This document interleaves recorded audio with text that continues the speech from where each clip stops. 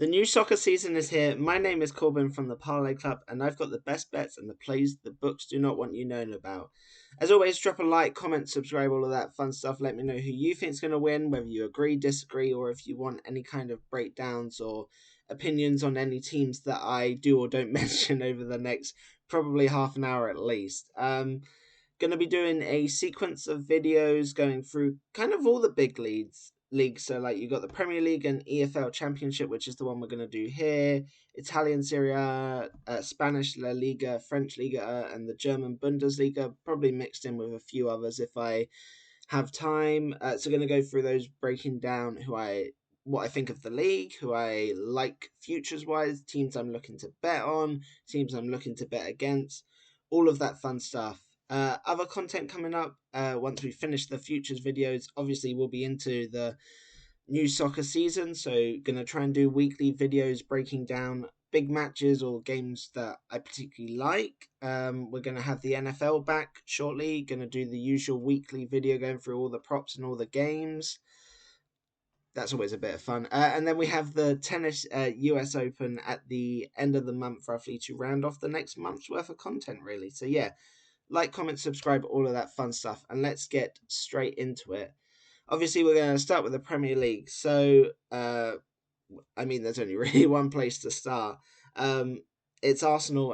Unfortunately for me, everyone knows that I'm a huge Man City fan, but Arsenal did win the league last season by, I think it was 7 points last year.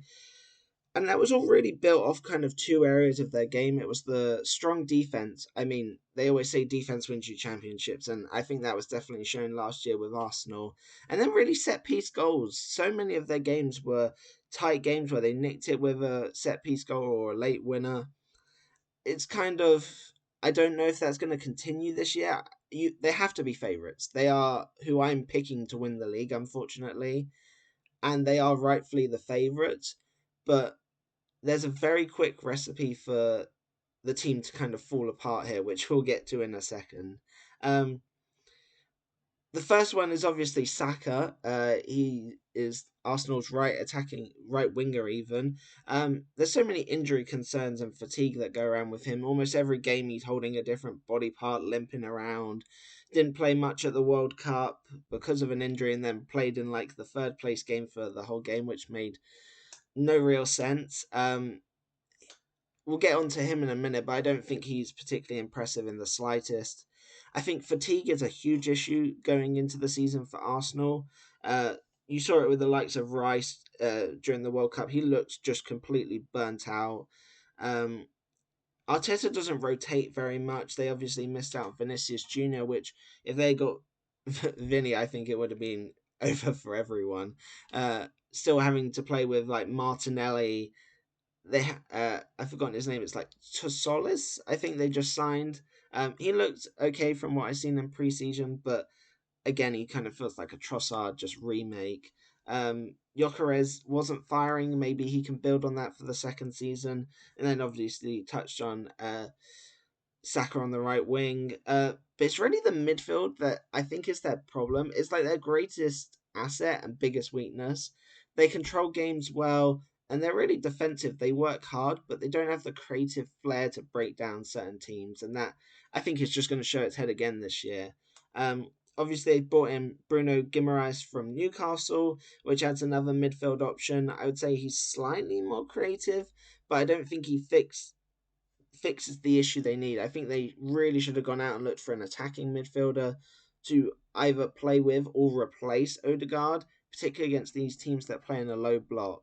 But I have to pick them for the league simply on that defense. And now that they've got over that hurdle of winning the first league, the second, third, fourth, etc., is going to come way easier now they've got over that like psychological barrier. Particularly the start of the season, I think is going to come down to the fitness and sharpness of players coming back. Obviously, we had like the first Premier League season, then into a Club World Cup, into another Premier League season, into the World Cup, and now into this season. There's some players that have played all of that, and they're just going to be burnt out. There is no way in my mind I can see them playing another year with no fitness, sharpness, or injury concerns.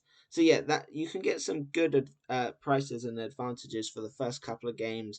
I don't think any of the people that went like semi-finals onwards are back yet. I certainly know for City's players we haven't had any of those. Even like Haaland hasn't joined back up.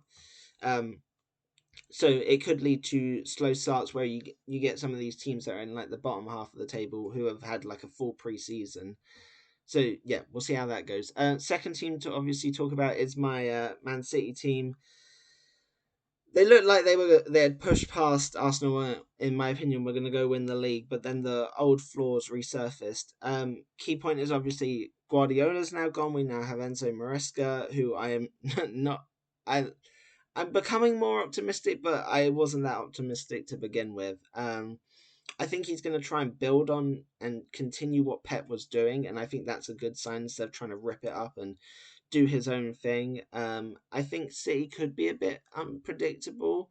I will probably still bet them, but I probably want to see at least one game before I think we start to Bournemouth, which is a horrible game to begin with, but I feel like that will show us a lot. We're gonna change style of play slightly. We're gonna go back to that inverted fullback. I feel like kind of way. The wide players stay really wide, and Semenyo has looked great in preseason. Doku, I still don't think has come back. I haven't seen him in training at all. He certainly hasn't played any games. So again, that's a different dynamic because Semenyo's been playing on the left and he's right foot. So it creates so many different passages of play. That's why I always like the first couple of games just to see what's changed. We'll get on to how I think City are going to play with Haaland later on in a bet that I will mention. We've obviously signed Elliot Anderson. We've got Rodri potentially leaving. Bernardo Silva left. Ake left. There's a little rebuild, and I kind of want to see what transfer news unpacks before really going too heavy on City plays. But there's one prop coming up that I love on City. Um, Also looking at Man United and Villa, finished last year's quite strongly. Um, I like United have signed Tillmans from Villa, who I think is a good signing. So is Andre Santos, who I really liked at Chelsea. They were playing well under Carrick, but I feel like the results were kind of masking some of the performances. So we'll have to see how that goes throughout the year. Again, I think they must have, yeah, they made the Champions League, so that obviously equals more games for them, so the squad's going to be tested more. We'll see how that pans out, but I think they do probably get top four. Villa obviously had a mixed transfer window. They lost Digne, their left back, and more notably Morgan Rogers, who was a catalyst for them, particularly in the first half of the season last year. But they've brought in Manzambi, who, if you watch the World Cup videos, know that I'm a huge fan of Manzambi. João Gomez from Wolves, which I think replaces Tillmans perfectly. And then they brought in Garnacho. That's a bit of a wild one. I mean, we've seen them do it before with Rashford, with these kind of characters that are a bit hard to control. So we'll see if they can pull that off again. So yeah, as it stands, I'm going to have to go for Arsenal plus 120 to win the league. But we'll get into some more bets that I like throughout the video. I also think all three promoted sides get relegated, but I think we will also touch on that in a second if I have correctly done my slides. Oh, I didn't want to go that far. There we go. So the first one is obviously the Arsenal defense. I think that's a huge thing to bet on, not just at the start of the season, but throughout the season. The way I'm going to play it is firstly rare Golden Glove. I've bet it each of the last 3 years and it keeps cashing. They just have the best defense. It's almost because they have the limitations going forward. They know they have to keep clean sheets or concede. Well, yeah, they have to keep clean sheets, if not concede very little goals. I think it all sets up for Raya to do it again this year. The one issue is Saliba being out. They've got Mosquera playing. I can't remember how long Saliba's out for, but he's not going to be back for at least a couple of months, I don't think, which could impact this prop. But again, I still like it at plus 110. The only real argument for anyone else, I would say, is Donnarumma for City. But again, I don't think our defence is good enough over a season to compete with Arsenal's. Another way to attack that is obviously game by game. taking the opposition under their corners, under their goals, all of that fun stuff. That is another angle I will look to use this year. Chelsea, I'm going to burn myself playing Chelsea again. I can just feel it. But I really like Chelsea this year. I've obviously wrote them top 6 at -300. We'll get into another couple of props on them in a minute. They have Xabi Alonso coming in as their new manager. I feel like the manager carousel of last year is really what hurt them, and they all lost the squad completely at the end of the year. They look more enthusiastic. I don't think Alonso is going to, excuse my French, take the shit that some of these Chelsea players feel like entitled to. Quite a few of their more important players have had rest. They've got people coming back from injuries. I really like them to finish top 6. And we'll get on to who I think they're going to finish above in a second. So that's all the bet on. So Arsenal defense, Chelsea. Oh, I forgot to mention Spurs. Spurs are in the same boat as Chelsea, really. They got a new manager that basically kept them in the league. They had quite a good run, although they weren't playing great. They had a good uptake in results to obviously survive relegation again. I like some of the transfer business they've done. They obviously signed Tonali, trying to get a few players back fit from injury. Madison should be back. I don't know how much impact he's going to have after such a big injury. But I think I really like De Zerbi. I think he has a problem holding the dressing room sometimes, and after a year of being somewhere, he can cause a bit of a problem for the board. But I think in his first season, I'm going to call this his first season. He only had a few games to finish last year. I think with the preseason and all of that, I think Spurs can build on this and maybe be undervalued to start the season with. If people think they're still going to be in a relegation, the Spurs might be mispriced against certain mid to bottom half teams. So that's who I'm looking at. Arsenal defense, Chelsea, Spurs mixed in with obviously the normal kind of corner, City, shot props, all of that fun stuff. In terms of fades, Liverpool and Newcastle are my two biggest fades going into the year. Let's talk about Liverpool first. Their squad depth is horrendous. You look at the starting 11 looks okay to good, I would say. But then you look at the players, if these players get injured, they've obviously got more competitions going on. They're in the Champions League. I just don't think they have the squad depth when you look at the injuries they have and who they've got like in backup. They have Kirkes and then they're back to having Shimmercast. They have Joe Gomez as like a potential player and he's awful and injury prone as it is. They're going to have to go out and make some serious signings because they have an okay first 11, but past there, I think that's really going to cause them struggle when they've got all these other competitions going on. They have quality in forward areas, but again, it's keeping them fit. So obviously they're probably going to sign Barcola on the left wing. That's great. There's talk of Gakpo leaving, but Gakpo's an okay kind of rotation bench player, so they're okay on that side. They have Wirtz probably in attacking midfield again. Outside of that, they have no attacking midfielders. And on the right, they have Engamoa, who I really like. But after that, they don't really have anyone. They have Chiesa, but again, he's just not good enough. They obviously lost Salah, who was way past his prime. So unless they go and sign a right winger, I think they're in trouble. Up front, they've got Isak and Ekatike. Ekatike is obviously still injured. Isak came back from injury. He's had a bit of preseason, but he's honestly he has a lingering groin issue. He's had it for years. I think he's going to keep having reoccurring problems, particularly if they start playing every 3 days. I don't think they have the squad to compete on all these fronts, and you just see them tiring as the year goes on and on and on again. First prop I'm going to take is obviously City to finish above Liverpool at -150. Last year we finished 18 points clear of them, and so I forgot to mention Liverpool also have a new manager. They have Bournemouth's Iriola, who loves pressing high, which again is going to sap the energy of Liverpool players. They might look good for the first month, 2 months, but past then, I think as the season wears on, the pressing and the squad depth all kind of contributes into their performances declining. Depending on transfers, I'm going to play almost every team against Liverpool from like November onwards, I would suspect. But yeah, I'm going to take City to finish above them at -150. I think that although I think City have some question marks and some negatives, there is far too much quality, and it would take a huge drop off for Liverpool to get anywhere near them. Obviously, as I mentioned, City finished 18 points clear of them. And I think -150 is really good price. It's almost baked in that City have got a new manager who people are like unsure about. I think some of our transfer business has been great. I think if we can hold on to Rodri, I don't think we will, but again, that's a huge plus. I have City again finishing 10 points clear of Liverpool, so I really like that -150. Chelsea to finish above Liverpool is +130 again.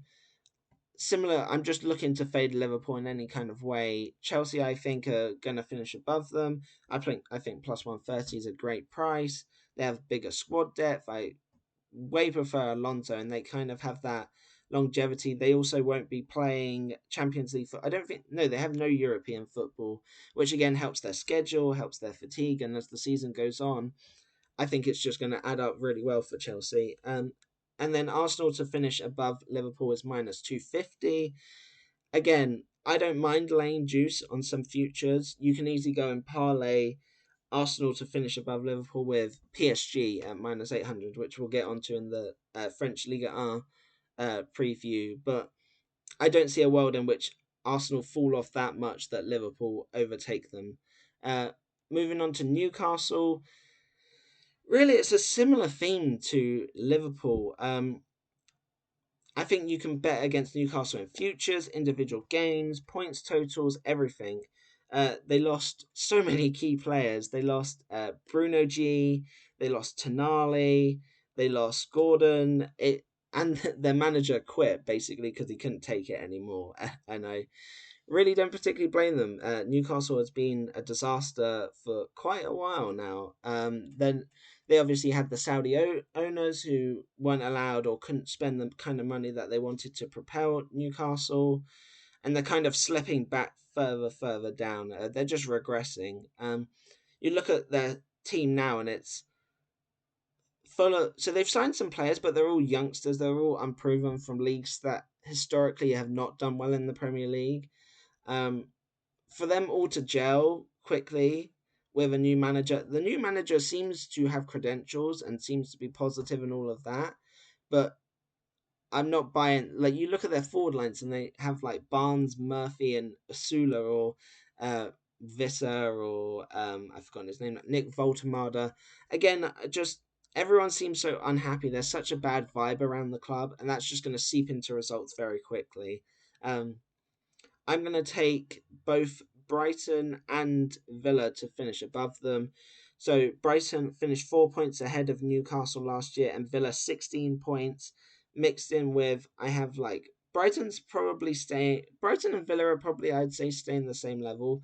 Villa cooling off slightly just because of Rodgers leaving, I'd say, even though they have got Manzambi, etc., coming in, as I mentioned.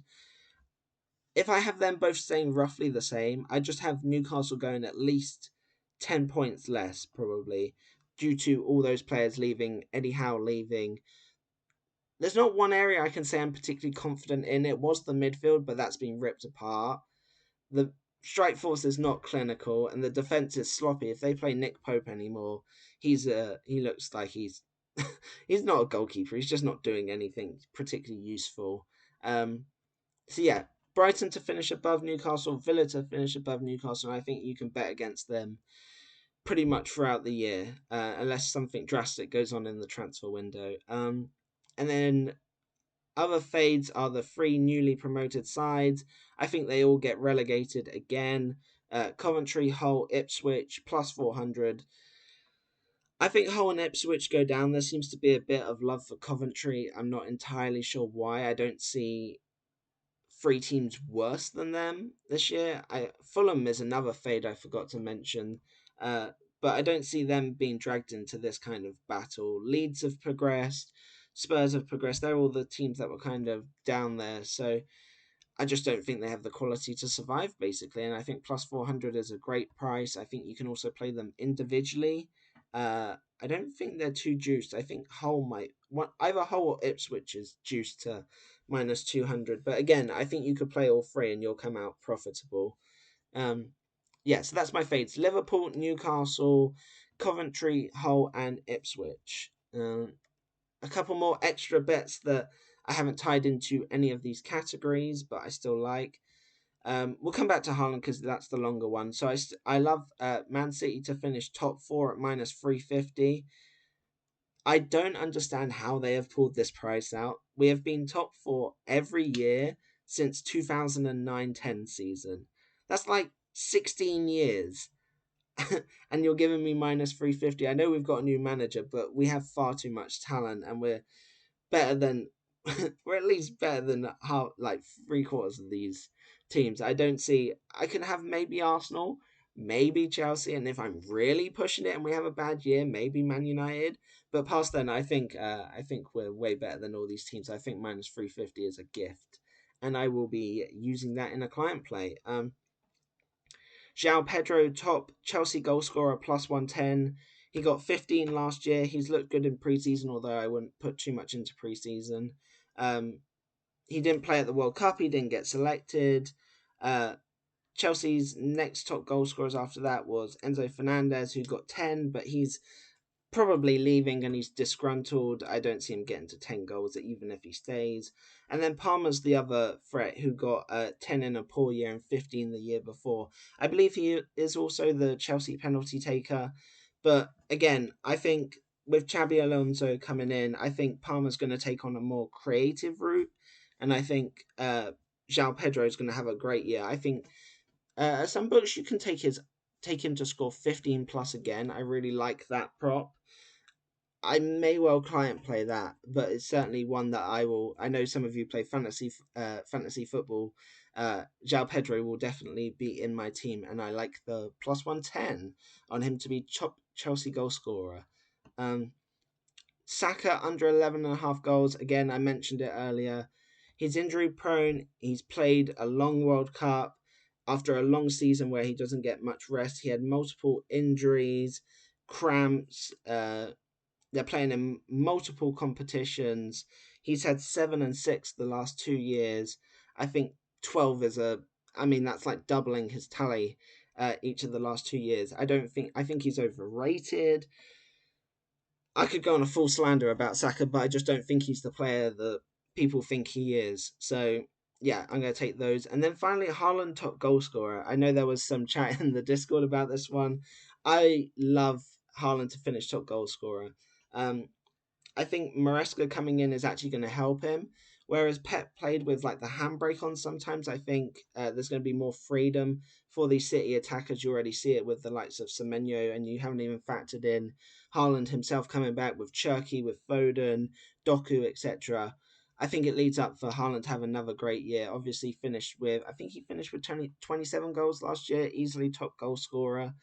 My only concern is that sometimes Maresca likes to drop in his striker almost to link up with the build-up, but that's not really Haaland's game. I could see him doing more hold-up play, but then I think he feeds it out to the wings and they cut it back for him. So I think he still is almost generating more space in behind for him.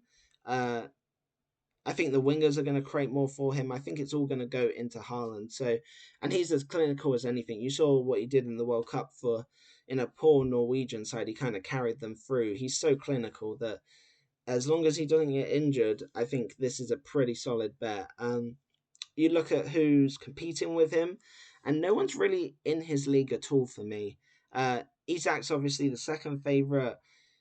I don't think he can stay fit. As I mentioned, he's got hundreds of injuries, including this groin one, which has been plaguing him for years. And then I don't really see anyone else getting 20 plus. Igor Thiago did, although a lot of them were in penalties. Teams know just how to defend him now, so I'm expecting regression from him as well. So I really love Haaland to finish top goal scorer at minus 130. Just want to mention what we got up for clients. So if you want my official best bets, not just futures, that's everything, including F1, Korean baseball, tennis, US Open is at the end of the month. So many sports. We basically cover every sport. MMA had a great year, as you can see on the results. So these are the best bets and the plays that I recommend betting. I obviously play them with my own money, and that's why I package them for you guys, because I love making people money. Running a promo of $20 off a month subscription. Use code soccer at checkout. All the links will be in the bio, or if you have any questions, issues, let me know. These plays then get emailed to you, or you get the DubClub app, and you get app notifications and all of that fun stuff. Profitable every month this year, although some months are less profit. Not losing money and making money overall is a great sign. You don't have to. I forgot to mention as well. We're up 152 units this year already, going for 200. We still have like 4 or 5 months left of the year.